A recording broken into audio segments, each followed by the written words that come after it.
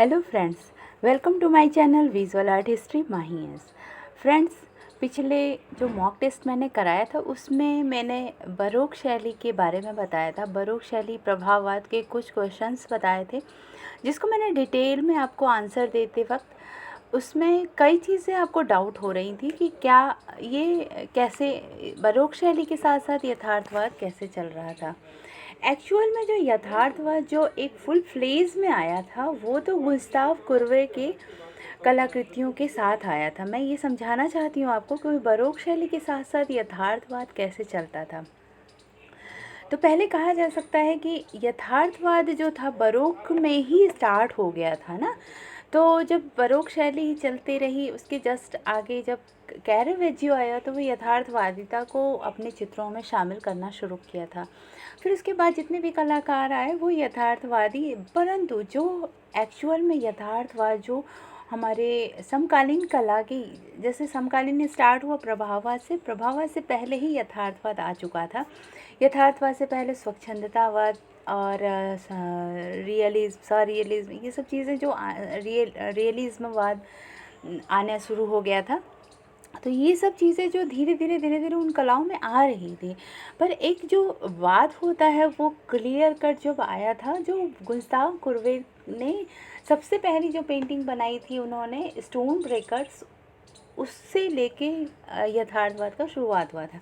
पर इससे पहले जो कलाकारों को मैं यथार्थवाद में शामिल करती हूँ बरोक शैली से रिलेटेड वाले यथार्थवादी थे। ठीक है, तो कन्फ्यूज़न कई लोगों का था कि यथार्थवाद आपने कैसे बता दिया और बरोक शैली, तो कन्फ्यूज़न दूर करें तो बरोक शैली में जो कलाकार होते थे यथार्थवादी, वो यथार्थवादी की तरफ बढ़ रहे थे, पर जो मेन यथार्थवाद था वो कुर्बे के समय से ही आएगा। ठीक है, तो ये आप कॉन्सेप्ट क्लियर कर लीजिएगा। पिछला कॉन्सेप्ट क्लियर करने के लिए मैंने बोला था कि मैं नेक्स्ट वीडियो में आपको अच्छे से समझा दूँगी। ठीक है, तो स्टार्ट करते हैं अपना क्वेश्चन पेपर। मॉक टेस्ट का आपको रूल पता ही है। मैं पहले 20 क्वेश्चंस आपको दे देती हूँ, आप उसका ऑब्जेक्टिव टाइप आंसर अपने आंसर की में आप दे दो, खुद से देते जाओ मेरे साथ साथ। फिर मैं आपको 20 क्वेश्चन जैसे ही फिनिश होता है मैं उसके आंसर देना स्टार्ट करती हूँ। और जब मैं आंसर देती हूँ तो बहुत ही डिटेल में देती हूँ, आपका पूरा कॉन्सेप्ट क्लियर करा के उसको मैं बहुत ही अच्छे से समझा के पिक्चर्स को शो करके आपको दिखाती हूँ।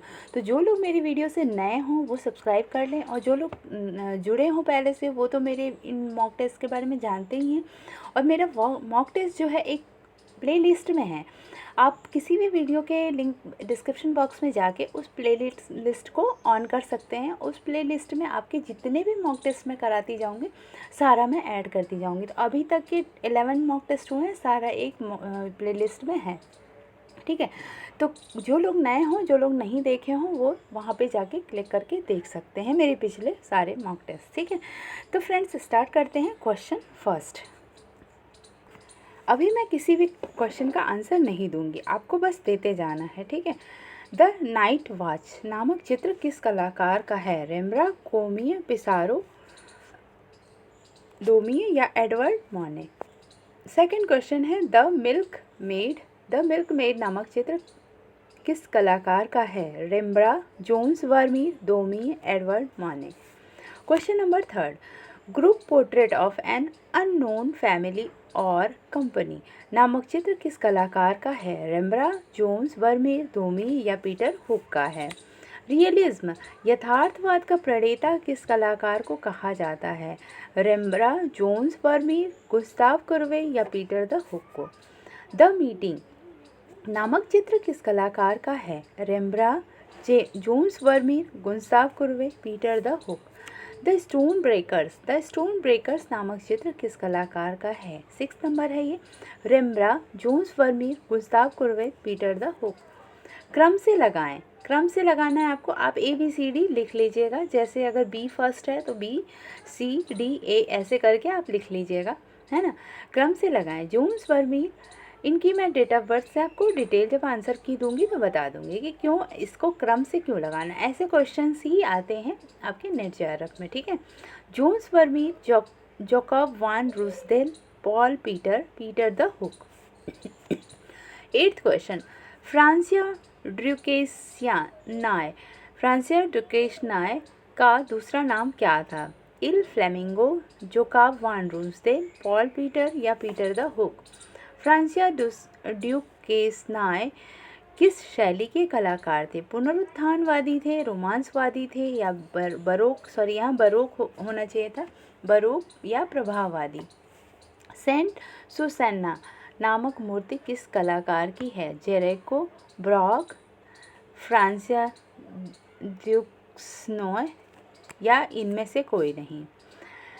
एल्सेडो एल्गार्दी कहाँ के कलाकार थे? फ्रांस, इटली, रूस या इनमें से कोई नहीं। फ्रांसिस्को बोस्चर किस शैली के कलाकार थे? बरोक शैली के, रोमांसवाद, प्रभाववाद या रोकोको। द सीक्रेट मैसेज किस कलाकार का चित्र है? फ्रांसवा ब्रूशे, जेरिको, अंग्र या इनमें से कोई नहीं। एडवर्ड माने ने किस शैली में काम किया? रियलिज्म, इम्प्रेशनिज्म, दोनों या इनमें से कोई नहीं। द स्पेनिश सिंगर चित्र किसका है? एडवर्ड मोने, क्लाउड मोने, जेरिको या कुर्बे। जॉक दाविद किस शैली के कलाकार थे? नव शास्त्रीयतावाद, बरोक शैली, रोकोको शैली या रियलिज्म शैली। 17 रोमांसवाद के प्रणेता कौन थे? तेओदोर जेरिको, कुर्बे, दिलाग्रा, Vermeer. Question number 18 Theodore Gericault के प्रसिद्ध चित्र का नाम बताइए। ब्रूटास के पुत्र का निधन या मेदुसा का बेड़ा, प्रलय या उड़ान। क्वेश्चन नंबर 19 पागल हत्यारा किसका चित्र है? दिलाक्रा का है, तेओदोर जेरिको का है, गुस्ताव कुर्बे का है या ए और बी दोनों का है। नेक्स्ट 20 नंबर क्वेश्चन रोमांसवाद के दूसरे प्रमुख कलाकार कौन हैं? दिलाक्रा, तेओदोर जेरिको, गुस्ताव कुर्बे तथा ए और बी दोनों। ठीक है, तो ये होगा 20 क्वेश्चंस। अब आपको मैं आंसर की देने जा रही हूँ। जिन्होंने कर लिया हो वो कर, ठीक है, वेट कर लें, और जिन्होंने नहीं किया हो वो वीडियो को पॉज करके फिर से पीछे से सुन के और अपना आंसर की दे दें। ठीक है, तो मैं स्टार्ट करती हूँ आंसर की। फर्स्ट क्वेश्चन था द नाइट वॉच नामक चित्र किस कलाकार का है? तो इस क्वेश्चन का आंसर पहले हो जाएगा ए। अब इसके बारे में बताती हूँ मैं। ये जो चित्र है ये 17वीं तथा 18वीं शताब्दी की कला जो बरोक शैली थी उसमें बनाया गया था और रेम्ब्रा ने बनाया था इसको। रेम्ब्रा जो थे वो एक बरोक शैली के कलाकार थे, बरोक के और डच गोल्डन एज पेंटिंग के। ठीक है, तो ये जो बरोक शैली थी ये पहले बरोक शैली होती है, फिर डच गोल्डन एज होती है, फिर यथार्थवादी होती है। ये 3 तरह से बटी हुई थी बरोक शैली। आप बरोक शैली के अंतर्गत ही पढ़ेंगे तो बहुत ही ब्रॉड है बरोक शैली। बरोक शैली पे पढ़ते पढ़ते मुझे ऐसा फील हो रहा था कि बरोक शैली पे खुद ही एक पूरी वीडियो बना देने से ही इसके कॉन्सेप्ट क्लियर हो पाएंगे। तो मैं अभी मॉक टेस्ट करा रही हूँ, तो अभी ये कंटिन्यू रखती हूँ, पर मैं मेरी वीडियो पे ये चीज़ भी आएगी, बरोक शैली के बारे में भी मैं पूरा एक वीडियो डिस्क्रिप्टिव वाइज अच्छे से बताऊँगी। ठीक है, तो जो रेम्ब्रा हरमन वान राइट थे ये जहाँ के दास्ता मुख संघर्ष के मध्य जन्म वहाँ हुआ था। ठीक है, वहीं रेम्ब्रा शांति काल में कार्य करने वाला चित्रकार था। रेम्ब्रा जो थे वो शांति काल में, मैं इनका चित्र भी दिखाती हूँ और उसके साथ साथ आपको बताती हुई जाती हूँ। ये है रेम्ब्रा का द नाइट वॉच। ये जब चित्र था इनका इस युग का अंतिम चित्र माना जाता है, जिसको हिंदी में रात्रि की पहरी बोला जाता है। कुछ कला मर्मज्ञों ने इस युग का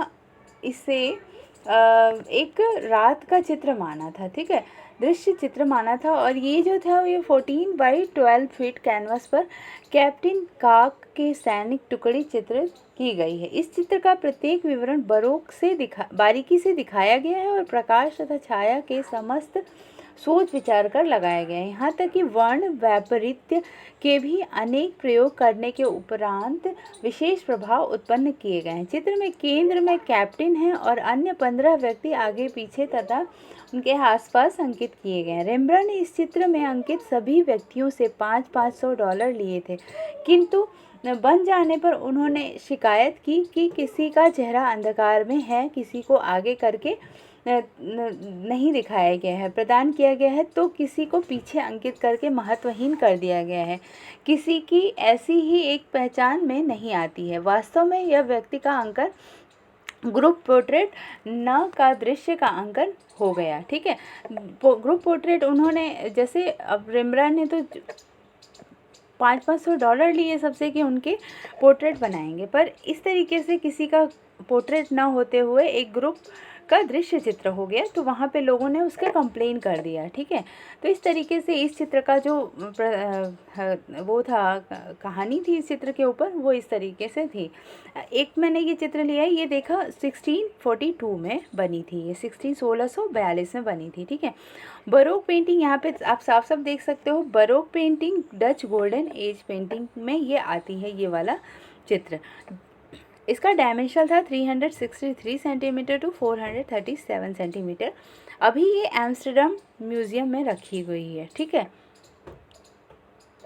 question number 2, the milk made नामक चित्र किस कलाकार का है?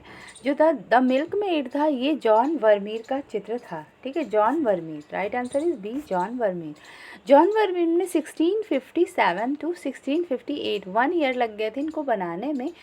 इन्होंने जो मीडियम चूज़ किया था, ये ऑयल ऑन कैनवस था, और baroque painting Dutch golden as का ही ये भी पेंटिंग है। इस समय के कलाकार जो थे डच गोल्डन एज के, मैं पिक्चर दिखा के बताती हूँ। ये था figure the milkmaid, John Vermeer के द्वारा जो बनाया गया है। इस समय की कलाकृतियों में जो गोल्डन एज आने लगा था, डच गोल्डन एज, जो बरोक शैली में डच गोल्डन एज पेंटिंग होने लगी थी, इस समय लाइट और डार्कनेस का बहुत ही ध्यान दिया जाता था। कहाँ से लाइट आ रही है उसको दिखाना, और उसके बाद लाइट एंड डार्क का शेड जो होता था वो बड़ी सुंदर तरीके से इसमें दिखाया जाता था। आप इसमें देख सकते हो किस तरीके से, आप इसको समझ सकते हो कि ये किस तरीके से रियलिज्म की तरफ बढ़ रहा था। ठीक है, तो बरोक शैली के बाद रियलिज्म शैली की तरफ बढ़ रहा था ये। इसका जो टाइम पीरियड था वो 1657 टू 1658 था, और oil and painting, baroque painting and Dutch golden as. ठीक है, नेक्स्ट क्वेश्चन मैंने पूछा था, group painting of an unknown family और कंपनी, ये किसका है? ठीक है, तो ये जो है ये पीटर द हुक का है। पीटर द हुक भी इसी तरीके से, जब मैंने पिछली बार बोला था ये यथार्थवादी, तो पीटर द हुक आप देख सकते हो ये एक तरह से बरोक शैली के यथार्थवाद की तरफ बढ़ रहे थे, इसलिए ये बरोक शैली में जो यथार्थवादिता आने लगी थी उसमें है। जो मेन यथार्थवाद जब गुस्ताव कुर्वे का, वो वाले यथार्थवाद से रिलेटेड नहीं थे, इसीलिए इनको मैंने यथार्थवादी बताया था, क्योंकि बुक में जो दिया है उसमें यथार्थवादी करके बरोक शैली के अंतर्गत दिया हुआ है। ठीक है, तो ये है मैंने पिछली बार इनका जो कई चित्र दिखाए थे पीटर द हुक का, इसलिए मैं अभी इनको शामिल कर रही हूँ कि आपको कन्फ्यूज़न आपका दूर हो जाए इसमें। Group portrait of an unknown family और कंपनी का। ठीक है, नेक्स्ट क्वेश्चंस देखते हैं। क्वेश्चन थर्ड था ये क्वेश्चन, आप एक बार चेक कर लो। फोर्थ, रियलिज्म, यथार्थवाद के प्रणेता किसे कहते हैं? अब मैं यथार्थवाद के बारे में, जो रियल में यथार्थवाद आया था उसके बारे में ये क्वेश्चन पूछ रही हूँ। रियलिज्म यथार्थवाद के प्रणेता थे Gustave Courbet, right answer is C, Gustave Courbet. Next question देखते हैं, द मीटिंग नामक चित्र किस कलाकार का है? द मीटिंग नामक चित्र जो है वो गुस्ताव कुर्वे का है, right answer is C, Gustave Courbet का। इसके पिक्चर दिखाती हूँ मैं आपको। ये था गुस्ताव कुर्वे का द मीटिंग। आप देख सकते हैं इन्होंने पिक्चर की तरह, ऐसा फील होता है जैसे एक कैमरे से फ़ोटो क्लिक की गई हो। ये किस तरीके से यथार्थवाद, इनके टाइम में तो फुल यथार्थवाद आ चुका था। गुस्ताव कुर्वे का कहना था कि जो चीज़ें मैं सामने देखता हूँ मैं उसी को चित्रित करता हूँ। मैं गॉड को, पपेट को और प्यूपिट को, इन सब चीज़ों को, मैं मैरी को, जीसस को, इन सब चीज़ों को मैं देखता ही नहीं, तो मैं इनको पेंट कैसे कर सकता हूँ? ठीक है, तो गुस्ताव कुर्वे के इन भावनाओं को लेकर बहुत उनके ऊपर विचार भी हुए, लोगों ने उनको पसंद भी नहीं किया, पर गुस्ताव कुर्वे रियलिस्टिक की तरफ बढ़ रहे थे। ठीक है, यथार्थवाद की तरफ बढ़ रहे थे।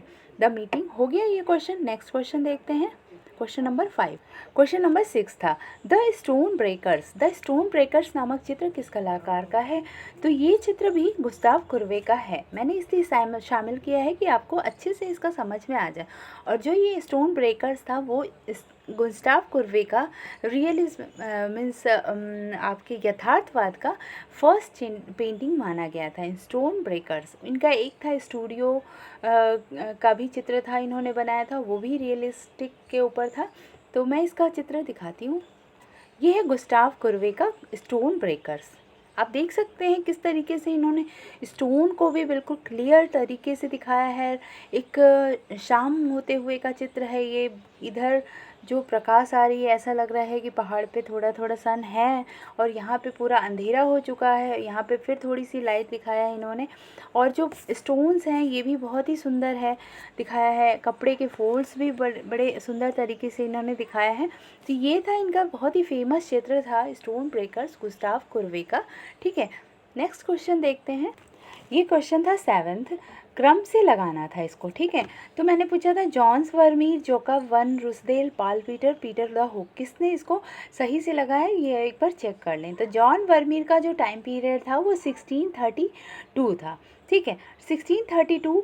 फिर आपका पीटर द हुक का 1629, जोकब वान रूसदेल थे 1628 एंड पॉल पीटर थे 1625। तो सबसे पहले आ जाते हैं पॉल पीटर, तो सी हो गया पॉल पीटर। ठीक है, सेकंड नंबर पे आ जाते हैं जोकब वान रूसदेल, बी। ठीक है, देन थर्ड नंबर पे Pieter de Hooch, D and ए।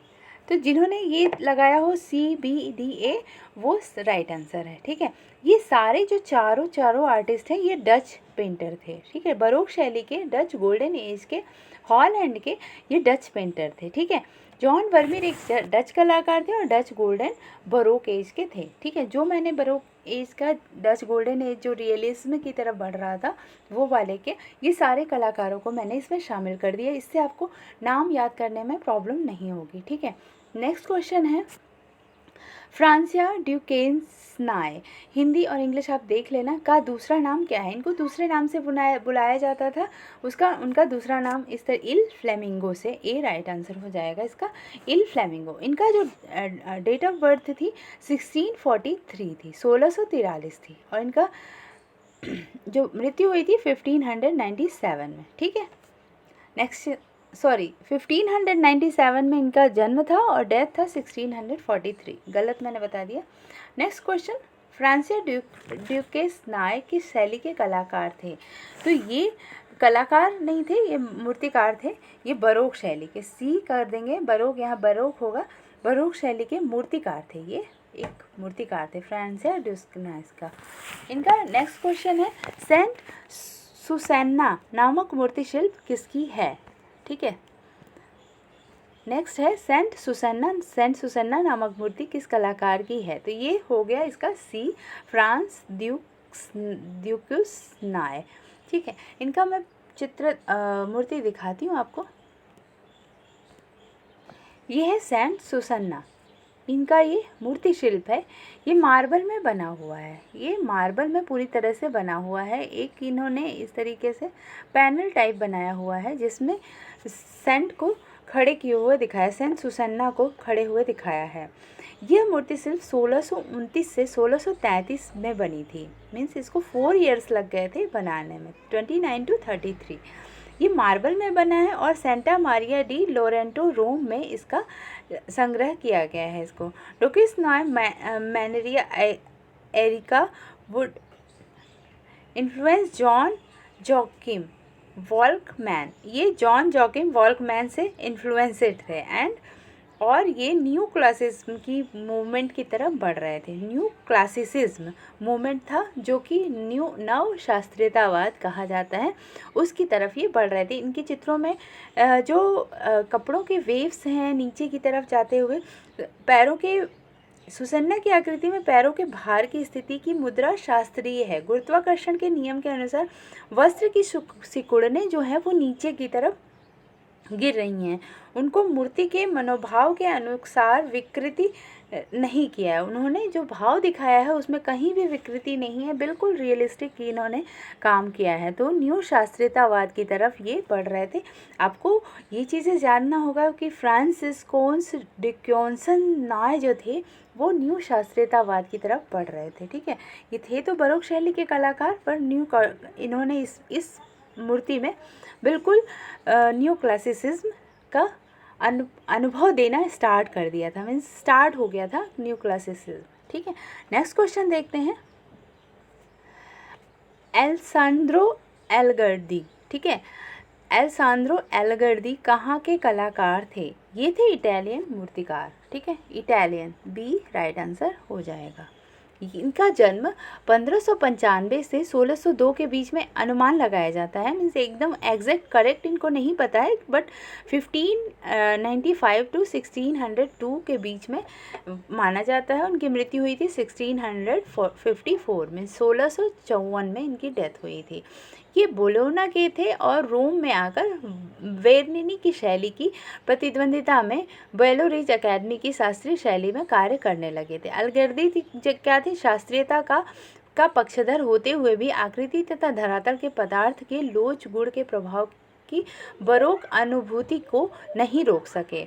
1646 से 50 में निर्मित उनकी कलाकृतियों में तकनीकी उत्कृष्टता चरम उत्कर्ष पर पहुंच गई थी। अल्सांद्रो अलगर्दी। ठीक है, नेक्स्ट क्वेश्चन देखते हैं। 12 फ्रांसिस्को बोचर, फ्रांसवा ब्रूशे जिसको कहते हैं, ब्रूशे किस शैली के कलाकार थे? ये थे रोकोको शैली के कलाकार। Right answer is D, rococo शैली के कलाकार। रोकोको क्या था? जब बरोक शैली और शास्त्रीयतावाद जब समाप्त हो रही थी तो रोकोको शैली का स्टार्ट हुआ था। रोकोको शैली के बारे में भी मैं डिटेल में आपको बता दूंगी। ठीक है, नेक्स्ट क्वेश्चन था 13th, द सीक्रेट मैसेज किस कलाकार की कृति है? तो ये जो थी वो फ्रांसवा ब्रूशे की है। आप इनका मैं एक एक कलाकारों के नाम और उनके पेंटिंग्स इसलिए शामिल करती हूँ कि आप उनके काम को आप देख के उनके बारे में आप समझ सकते हो कि रोकोको शैली क्या थी, कैसे थी। तो ये जो रोकोको शैली के कलाकार थे, सीक्रेट मैसेज जो था इनका किस ये ए हो गया राइट आंसर, फ्रांसवा ब्रूशे का है। इनका मैं फिगर दिखाती हूँ। This is the painting of Francois ब्रूशे, द सीक्रेट मैसेज। इसमें आप देख सकते हो रोकोको शैली आते आते यथार्थवाद से भी परे जाके रोकोको शैली में क्या था कि थोड़ी थोड़ी छोटे छोटे ब्रश के टुकड़े, जैसे कहा जाता है रोकोको शैली में कि जो सीप होती है, सीप की तरह से चित्रों में ब्रश से कलर लगाए जाते थे। जैसे छोटे छोटे लीव्स दिखाना, छोटे छोटे कपड़ों में छोटे छोटे पैचेस से सीप के जो वो जो वक्र बने होते हैं, जैसे सीप में ऐसे ऐसे ऐसे ऐसे होता है, इस तरीके से उसमें चित्रित किया जाता था। तो इस वजह से रोकोको शैली का नाम दिया गया था। ठीक है, आप एक बार देख लीजिए फ्रांसवा ब्रूशे का the secret message. Next question देखते हैं। नेक्स्ट क्वेश्चन था एडवर्ड मोनेट, यहाँ पे मैनर हो गया, मोनेट ने किस शैली में काम किया था? तो ये जो कलाकार थे वो रियलिज्म से इम्प्रेशनिज्म की तरफ आए थे। ठीक है, तो ये प्रॉपर तो भी देखा जाएगा इम्प्रेशनिज्म ही है आता है। अगर सिर्फ ये पूछा गया कि किस शैली में काम किया तो ये इम्प्रेशनिज्म में आएंगे, प्रभाववाद में आएंगे। पर अगर ऐसे पूछ देता है कि किस शैली से इन्होंने अपने आप को, किस शैली में कार्य किया, तो ये रियलिज्म से इम्प्रेशनिज्म। तो अगर क्वेश्चन ऐसे आता है कि किस शैली के कलाकार थे तो इम्प्रेशनिज्म, प्रभाववाद। और अगर ऐसे पूछ लेता है कभी कि एडवर्ड मोने किस शैली से किस शैली पे स्विच हुए या किस शैली से किस शैली की तरफ आकर्षित हुए, तो इसका आंसर हो जाएगा रियलिज्म से इम्प्रेशनिज्म। ठीक है, तो इसका राइट आंसर बी होगा। ठीक है, नेक्स्ट क्वेश्चन देखते हैं। द स्पेनिश सिंगर किसका चित्र है? द स्पेनिश सिंगर जो है वो एडवर्ड मोने का है। ठीक है, मैंने एक कलाकार को शामिल किया, उनकी चित्र को भी इसमें शामिल किया है। ठीक है, दिखाती हूँ मैं। अभी मैं गुस्ताव कुर्वे के बारे में बताती हूँ आपको। गुस्ताव कुर्वे के द्वारा स्टार्ट किए हुए, नहीं, एडवर्ड मॉने क्या थे कि गुस्ताव कुर्वे के द्वारा स्टार्ट किए हुए रियलिज्म से यथार्थवाद में काम करने लगे थे और आगे चलकर इन्होंने इस पेंटिंग का नाम है एब्स औसित ड्रिंकर, ठीक है। इन्होंने 1859 में ये बनाया था और भी समकालीन विषय पर इन्होंने चित्र बनाए जैसे beggar, singer, gypsy, panel in cafe और बुल फाइटर। शुरुआत में अपने करियर में उन्होंने मैथोलॉजिकल और हिस्टोरिकल सब्जेक्ट्स को भी रखा था। एग्जाम्पल था जैसे Jesus mocked by the soldiers. ये वाला चित्र भी मैं दिखाती हूँ, जीसस मॉक्ड बाय, ये है। आप एक तरह से देख सकते हैं एडवर्ड मॉने कैसे अपनी कलाकृतियों को कैसे पहले किस तरीके से बनाते थे, फिर बाद में जब वो इम्प्रेशनिज्म में आए तब उनकी कलाकृतियाँ कैसे होती थी। तो इस तरीके से ये आप समझने के लिए मैंने ये सारे चित्र दिए हैं जो पहले थे, जो इम्प्रेशनिज्म से पहले आने से पहले इन्होंने गुस्ताव कुर्वे से इंस्पायर होकर बनाना स्टार्ट किया था, ठीक है। स्पेनिश सिंगर का चित्र भी एडवर्ड मॉने ने ही बनाया था जो 1860 ऑयल ऑन कैनवस था। नेक्स्ट क्वेश्चन देख, 16 क्वेश्चन था जॉक दाविद किस शैली के कलाकार थे। तो जॉक दाविद जो थे वो न्यू क्लासिसिज्म, नवशास्त्रीयतावाद के कलाकार थे। राइट आंसर ए, नवशास्त्रीयतावाद। जॉक दाविद का प्रमुख वर्क था ओथ ऑफ हराती जो 1786 में बनाया था। डेथ ऑफ सक्रेटिस और lictors bring to Brutus the bodies of his sons 1789 में। आपको मैंने पिछली वीडियो में इन लोगों के पिक्चर्स को दिखा चुकी हूँ मैं। अगर जिन्होंने नहीं देखा वो मेरी last 10th mock test check कर लेंगे, 11th मॉक टेस्ट चेक कर लेंगे, उनको ये सारे पिक्चर्स मिल जाएंगे, ठीक है। नेक्स्ट क्वेश्चन देखते हैं, रोमांसवाद के प्रणेता किसे माना जाता है। तो रोमांसवाद के जो प्रणेता थे वो तेओदोर जेरिको को माना जाता है। क्यों माना जाता है कि रोमांसवादियों का विचार था कि केवल बुद्धिनिष्ठ व नियमबद्ध होने से कला की चेतना नष्ट हो जाती है और उसका विकास नहीं हो पाता। अतः उन्होंने निर्भीक होकर स्वतंत्र विचार से कला निर्माण करने का निश्चय किया। उनका विश्वास था कि अपने उद्दीप्त की प्राप्ति भावनाओं पर निर्भर रहकर चित्रण करने से ही हो सकती है। भावनाओं को जागृत करने के उद्देश्य से उन्होंने कल्पित कथाओं, साहसिक घटनाओं व परिकथाओं को चित्रित करना उपयुक्त माना। दाविद के अनुयायी जिरोद व गुरो के चित्रों में रोमांसवाद के कुछ तत्वों को अंशतः जरूर देखते हैं, किंतु रोमांसवाद को स्पष्ट रूप देने का श्रेय जेरिको को जाता है, ठीक है। तेओदोर जेरिको ने जो चित्र बनाए थे वो जैसे जॉक दाविद थे नवशास्त्रीयता, ओथ ऑफ हराती और ये डेथ ऑफ सोक्रेटिस, वैसे जेरिको ने जो बनाया था चित्र राफ्ट ऑफ मेदुसा, जो मैंने क्वेश्चन पूछा है तेओदोर जेरिको का प्रसिद्ध चित्र, तो राफ्ट ऑफ मेदुसा में मेदुसा का बेड़ा जो बी है ये है राइट आंसर। तो जैसे मैंने कहा कि इस कलाकृति में रोमांसवादियों में जो उन्होंने साहसिक घटनाओं को चित्रित करना शुरू किया था, इसका पिक्चर मैं दिखाते हुए बताती हूँ। ये था राफ्ट ऑफ मेदुसा का बेड़ा। इसमें जो चित्र बनाया था उन्होंने, उसमें एक नाव थी जो कि लगभग समुद्र में लहरें जब उठने लगी थी तो ये किनारे आके टूट पड़ी थी और यहाँ इसमें कुछ लोग गिरे हैं, कुछ लोग का ब्लड आ रहा है, कुछ लोग मरे हुए दिखाया गया है। कहा जाता है कि जो तेओदोर जेरिको था ये कला का इतना ज़्यादा इतना सूक्ष्म अध्ययन करता था, ये इतना यथार्थवाद अध्ययन करता था कि कहा जाता है कि अपने चित्रों में को बनाने के लिए अपने घरों में लाशों को रखता था, उसकी भावनाओं को वहाँ पे देखता था, कटे हुए अंग से उसका चित्र बनाता था। आप मेदुसा का बेड़ा देख के इनके जो थॉट्स हैं एक बार देख सकते हैं कि किस तरीके से तेओदोर जेरिको ने इसको बनाया हुआ है, ठीक है। तो इससे आपको समझ में आ जाता है कि कैसे कलाकार उस समय कल्पित कथाओं और साहसिक घटनाओं और परिकथाओं पे चित्रों को बनाता था, ठीक है। तो नेक्स्ट क्वेश्चन देखते हैं, पागल हत्यारा का चित्र भी तेओदोर जेरिको का ही है। राइट आंसर इज बी, ठीक है। नेक्स्ट क्वेश्चन नंबर 20, रोमांसवाद के दूसरे प्रमुख कलाकार कौन हैं। तो रोमांसवाद के जो दूसरे प्रमुख कलाकार हैं वो हैं ओजोन देलाक्रा। ओजोन देलाक्रा इसमें हाँ देलाक्रा ए है, ओजोन डेलाक्रा। ओजोन डेलाक्रा जो थे वो उनका डेट ऑफ बर्थ मैं बताती हूँ 26 अप्रैल 1798 मीन 1798 में इनका जन्म हुआ था और 1863 में इनकी मृत्यु हुई थी। फ्रेंच रोमांटिस्ट आर्टिस्ट थे, रोमांटिसिज्म जो होता है वो थे। ठीक है, पेंटिंग और लिथोग्राफी के ये कलाकार थे। इन्होंने लिथोग्राफी भी की है। इनके जो प्रसिद्ध चित्र हैं ये literary leading the people, liberty leading the people. ठीक है, लिबर्टी लीडिंग द पीपल, इसका मैं चित्र आपको एक बार दिखाती हूँ जिससे आपको डेलाक्रा के बारे में कैसे रोमांसवादी चित्र बनाया करते थे उससे आपको एक अनुभव हो जाएगा। ये है ओजोन डेलाक्रा का लिबर्टी लीडिंग द पीपल।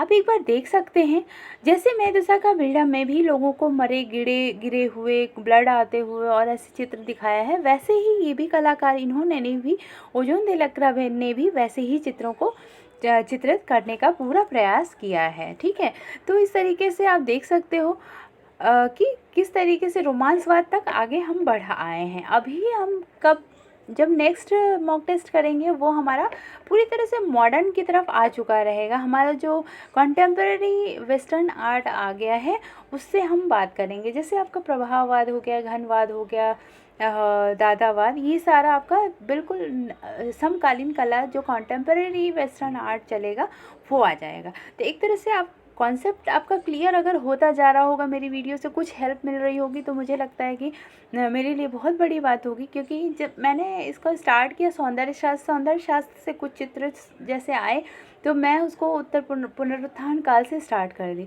पुनरुत्थान काल से हम बरोक में आए, बरोक से हम रोकोको और अब हम यथार्थवाद की तरफ आ चुके हैं। अब यथार्थवाद से हम कॉन्टेम्प्रेरी वेस्टर्न कॉन्टेम्प्रेरी आर्ट में आने वाले हैं। तो फ्रेंड्स, आपको मेरी वीडियो से कितना हेल्प मिल रहा है? कमेंट्स तो बहुत अच्छे आ रहे हैं, लोगों ने बहुत कमेंट किया कि नहीं आपका वीडियो बहुत ही अच्छा है और कितना कॉन्सेप्ट क्लियर हो रहा है मेरे वीडियो से। आप मुझे कमेंट ज़रूर करिए। मैं बहुत ही मेहनत लगा के वीडियो बनाती हूँ। कभी कभी एक दिन स्किप इसी वजह से हो जाता है कि मैं उस मॉक टेस्ट पे काम करती हूँ, क्योंकि मैं ऐसे ही कोई भी क्वेश्चन उठा के नहीं रख देती, मैं पूरी डिटेल में उसको आपको समझाना चाहती हूँ। ठीक है, तो thank you for watching my video. और अगर आप नए हो तो सब्सक्राइब कर लें और पुराने हो तो वॉच करते रहें और अपने फ्रेंड्स से शेयर करें। Thank you for watching my video.